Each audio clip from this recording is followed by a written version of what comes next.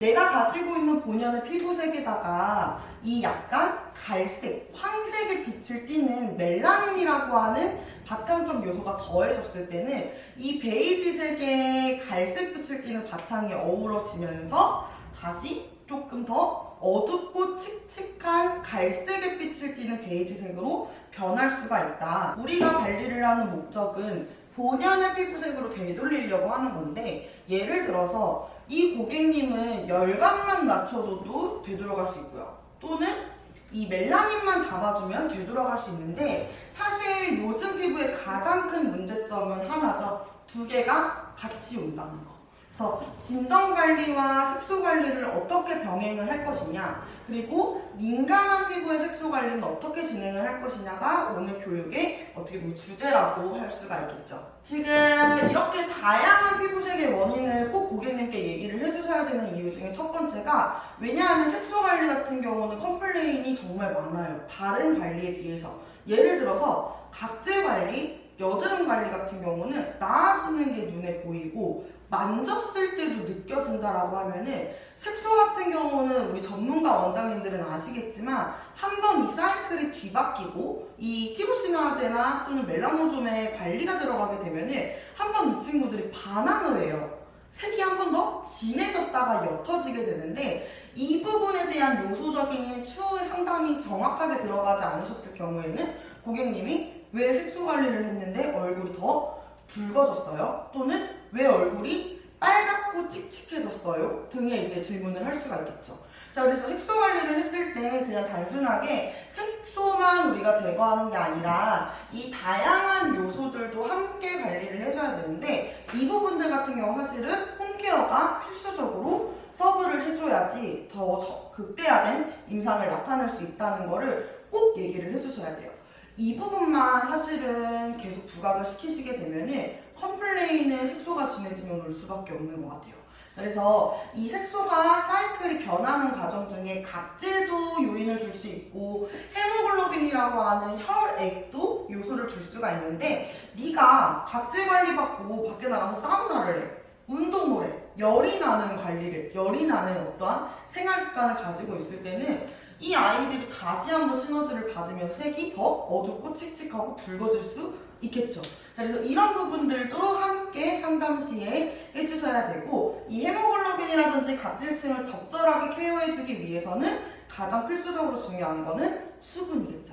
그래서 수분 관리의 필요성까지 설명을 해주시면 되실 것 같습니다. 그냥 단순하게 뿅 생겨서 올라오지는 않아요. 그래서 저희가 쉽게 설명하기로는 각질세포 같은 경우는 벽돌 모양, 라멜라 구조로 쌓여서 겹겹이 올라간다라고 하면은, 이 멜라닌이라고 하는 세포 같은 경우는, 멜라노사이트라고 하는 세포는 수지상 돌기라는 표현을 많이 들어보셨죠? 수지상 돌기의 구조를 띠고 색을 올려보내게 되는데, 멜라닌이라고 하는 세포는 피부색을 결정하는, 어떻게 보면은 이 갈색, 우리가 흔하게 얘기하는 흑색 또는 기미, 주근깨, 색소 병변을 나타내는 가장 대표적인 요소인 거예요. 이 원인은 굉장히 다양하고 바탕색을 결정하는 거는 여러 가지 요인이 있지만, 기미와 주근깨를 나타내는 가장 대표적인 요인은 멜라닌이 될 수가 있겠죠. 자, 근데 이 멜라닌 같은 경우는 거의 대부분 기저세포에서부터 발현이 되게 되는데, 여기에 사실 굉장히 좀 다양한 세포들이 있어요. 머켈세포도 있고, 촉각을 감지하는 머켈세포도 존재를 하고, 그리고 이 위층에는 또 랑게란스 세포라고 하는 면역 담당 세포도 존재를 하는데, 이 기저세포에 공통적으로 제일 많은 비율을 차지하고 있는 세포 중에 두 가지가 있죠. 멜라닌 세포랑 그 다음에 각질 형성 세포가 있습니다. 각질 아니고요. 각질을 만들어내는 세포가 기저층에서 많이 분포가 되어 있는데, 기저층의 대부분을 담당하는 세포는 각질 형성 세포랑 멜라닌 형성 세포라고 보시면 돼요. 기저층은 만들어서 올려보내는 발현부기 때문에 형성 세포가 존재를 하는 거고, 자, 얘네가 이 각질 형성 세포랑 멜라닌 형성 세포가 열심히 성장을 할 거예요. 자, 각질 같은 경우는 이제 28일을 주기로 라멜라 구조, 벽돌처럼 차곡차곡 쌓아 올라간다라고 하면은, 이 멜라닌 형성 세포 같은 경우는 약간 철거머리 같은 존재죠. 이 각질 형성 세포를 끄집어 잡고 올라가죠. 끄집어 잡고 이 친구가 열심히 벽돌로 발판을 쌓아놓은 거를 멜라닌 같은 경우는 끄집어서 열심히 올라가게 돼요. 자, 그래서 이 끄집어서 올라가는 구조를 우리가 이 수지상 돌기의 구조라고 얘기를 하게 되는데, 자, 여기서 이제 이 각질형 세포를 따라서 올라온 세포들이 각질세포에 실제로 존재를 하고요.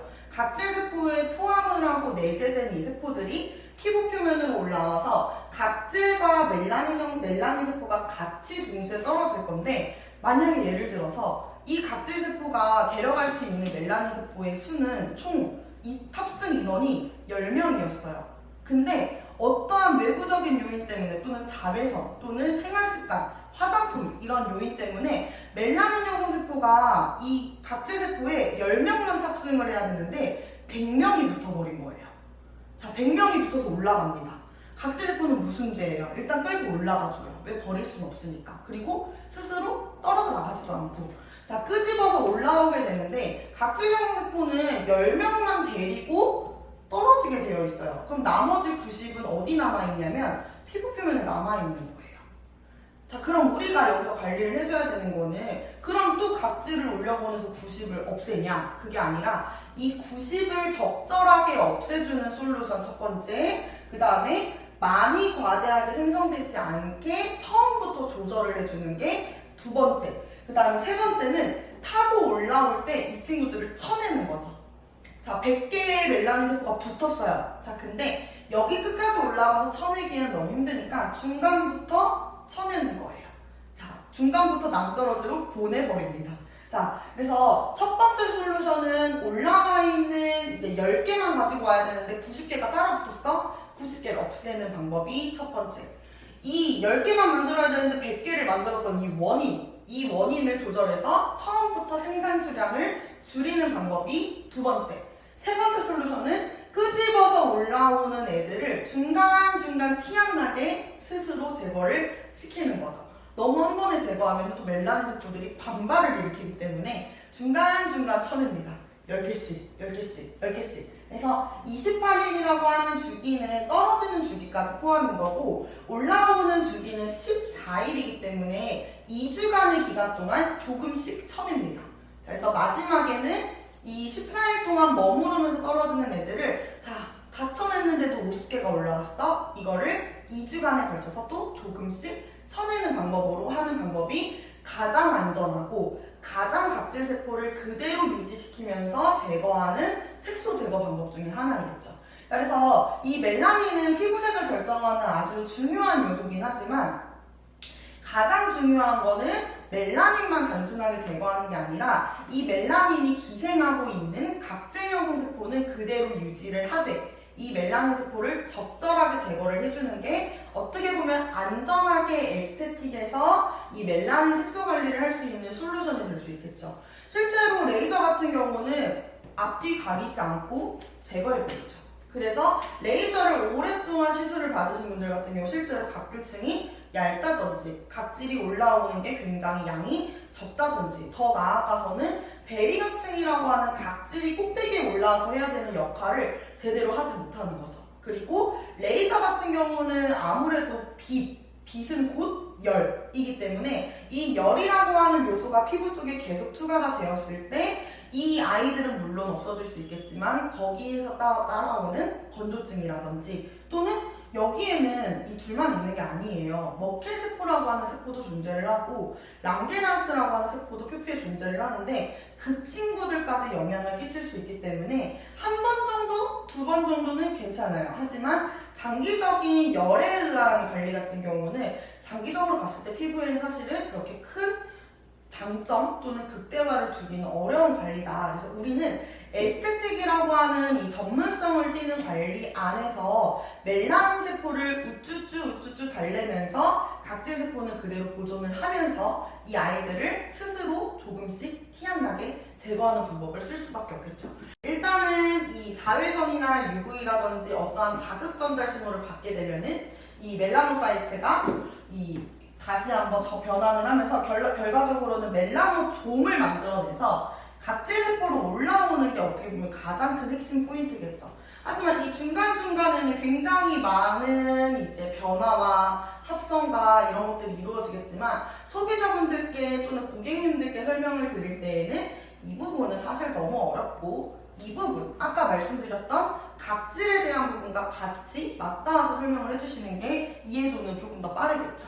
자, 그래서 이 멜라노, 루제에서 제안하는 그런 멜라노필 테라피 같은 경우는 어떠한 장점이 있냐, 방금 말씀드렸던 그 세 가지 솔루션을 적절하게 배합시킨 관리라고 보시면 돼요. 그렇기 때문에 어떻게 보면 멜라노필 테라피는 단발성 관리는 절대적으로 아니고요. 저희가 한 키트당 한 명씩 총 5회를 권장을 드리는 이유도 이 아이들이 올라와서 뜯어지고 벗겨지는 것까지가 4주 이상이 소요가 되기 때문에 웬만하면 멜라노필 케어는 단발성보다는 조금 장기적인 관리로 진행을 해주시면 좋고요. 각질을 왜 이렇게 자꾸 설명을 하는지 이따가 뒤에 가서 다시 한번 좀 설명을 드리도록 할게요.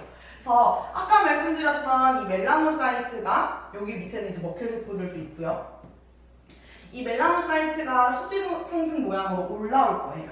자, 근데 이 친구들을 제거를 해주는 방법도 물론 있고 여기서부터 생성되는 걸 억제시키는 방법, 올라오고 있는 애들을 지금 작은 점점점점점점 보이죠? 분해시키는 거죠. 분해시키는 방법, 그 다음에 이미 각질세포와 함께 올라온 이 멜라닌 세포를 제거시키는 방법까지 해서 이 르제 멜라노필 방법은 예방과 분해와 제거가 적절하게 솔루션이 이루어지는 관리라고 보시면 되고, 여기서 이게 적절하게 이루어지는 가장 큰 첫 번째는 각각의 도움을 주는 성분들이 들어있고, 그렇기 때문에 멜라노필 같은 경우는 단일산에 대한 제품이 아니라 복합산 제품이라고 보시면 될 것 같아요. 그래서 이 복합산 제품을 어떻게, 어떤 피부에 어떤 방법으로 사용하느냐에 따라서 색소 관리가 될 수도 있고요. 사실은 각질 관리로도 변하실 수가 있어요. 이 각질 관리를 조금 더 전문적으로 나눠서 설명을 하자면은 모공 관리라든지 흉터 관리로까지도 저희가 볼 수가 있습니다. 그래서 제가 지금 준비한 임상도 단순하게 색소뿐만 아니라 우리 원장님들께서 민감한 색소는 어떻게 관리를 할 것인지, 또는 이 각질이 많은 이 모공, 그 다음에 여드름으로 인한 색소 침착, 그럼 여드름으로 인한 색소 침착은 여드름으로 인한 흉터와 모공도 있겠죠. 이것도 함께 관리하는 방법을 이따 뒤에서 설명을 드리도록 하고요. 자, 그래서 지금 이렇게 이런 원리를 가지고 진행이 되는 제품은 총 2가지가 있죠. 이 조금 어떻게 보면 에스테틱에서 저희가 좀 다른 방법을 사용하는 제품 중에 하나인데, 멜라노필 케어 같은 경우는 속부터 끝까지를 한 번에 케어해주는 조금 다중성 제품이라고 보시면 될 것 같아요. 그래서 조금 더 내가 전문성 있게 정말 색소 관리를 우리 샵에서 전문성 있게, 그리고 이분 같은 경우는 진짜 좀 한번 5주 동안 내가 작정하고 해야겠다 하는 분들은 멜라노필 키트를 권장을 드리고요. 멜라노필 크림 같은 경우는 같은 원리이기는 하나 조금 더 성분적으로 안전하고 그 다음에 조금 더 약하게 나온 제품이 멜라노필 크림이라고 보시면 돼요. 기존에는 저희가 원래는 샵용, 홈케어용이라고 설명을 드렸는데, 저는 이번에 임상을 진행을 하면서 크림으로도 임상을 좀 진행을 했어요. 그 이유 중에 첫 번째는 어쨌든 자극도가 굉장히 높은 아이와 자극도가 낮은 아이의 차이이기 때문에 자극도가 낮은 아이로 민감 피부 관리하는 것까지 제가 임상을 진행을 했습니다.